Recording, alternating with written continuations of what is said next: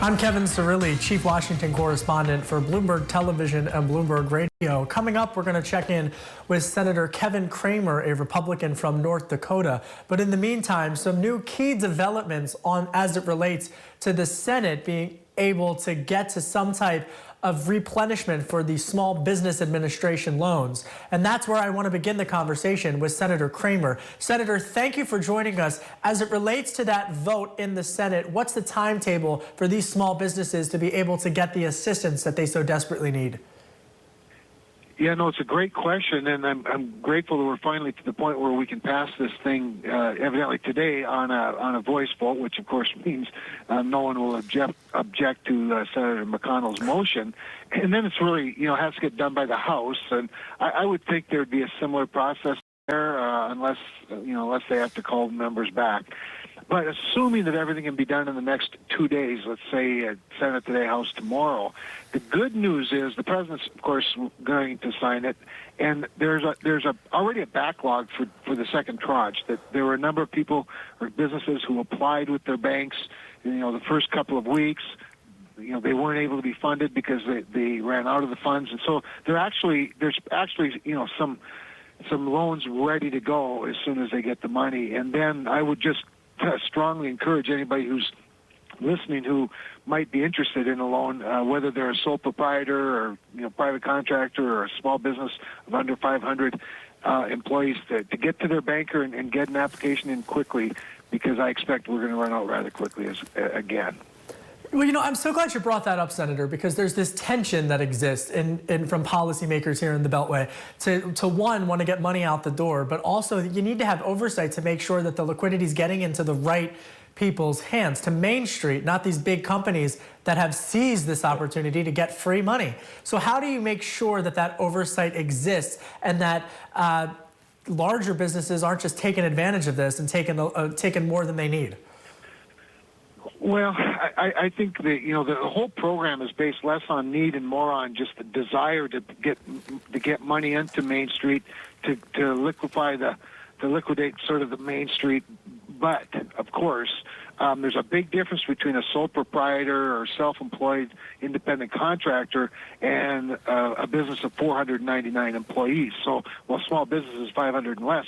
The other problem, of course, is it's the larger companies that have the more sophisticated existing relationship with their banker that sort of allowed them to start right out of the gate, and some others, got to it a little bit later. But on the upside, according to Secretary Mnuchin, and I was stunned by this, and I asked him if he could repeat it because I wasn't sure I heard it right. 60% of the $350 billion was lent by banks that originate with banks of $10 billion or less in assets, which is a pretty small bank. And so clearly the small community banks, Main Street type of banks, are the banks that are doing the heavy lifting here, and they generally have smaller businesses, smaller clients. Speaking of banks, you and I have talked about this before, but with oil doing what it's doing, for lack of a better word, are you concerned that potentially large financial institutions... Are you concerned, Senator, that large financial institutions might be making a power grab play for some of the facilities in your state?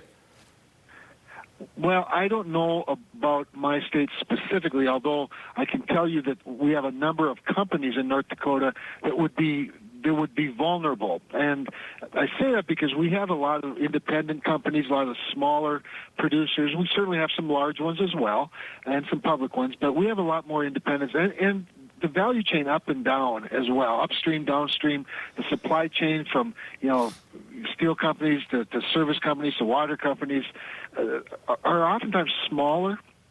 And rather than, bankruptcy, we do have this concern, which is really why it's the other part besides the Paycheck Protection Program. These programs that are being set up by the Federal Reserve and the Treasury Department, with the $454 billion leverage to $4 trillion, using widely available credit facilities that already exist or some that they're working on. The it's really important that those programs are accessible to these oil companies and gas companies and frankly the service companies as well, because for many of them they're so highly leveraged that it's really their debt load that becomes the biggest burden. And if they can at least have some restructuring with a backdrop, backstop by the federal government, they probably can survive that. But the guidance early on is a little bit concerning. I don't mind telling you. In fact, I wrote a letter that's going to Secretary Mnuchin, Secretary Bruyere, and the Fed Chairman Powell today, asking them to reconsider some of the guidance because they're requiring a triple B or an investment grade rating as of March 22nd for these companies. Well, March 22nd is well past the drop in demand due to the pandemic, and well past the beginning of the price war that started between Saudi Arabia and Russia that really led to this glut of supply.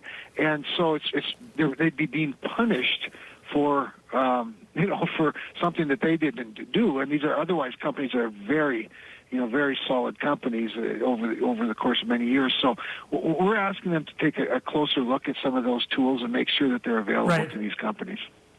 We got 2 minutes left. Let me talk to you about Saudi and Russia in particular, geopolitically. So we covered Congress, but geopolitically around the world, Senator Cramer, what specifically how have the developments in the past week with oil, how has that impacted the U.S. relationship with Saudi, with Russia in this particular sector? Well, it's interesting you ask it in that context because, the relationship with Russia is probably the same as it's always been. It's adverse and suspicious, to say the least.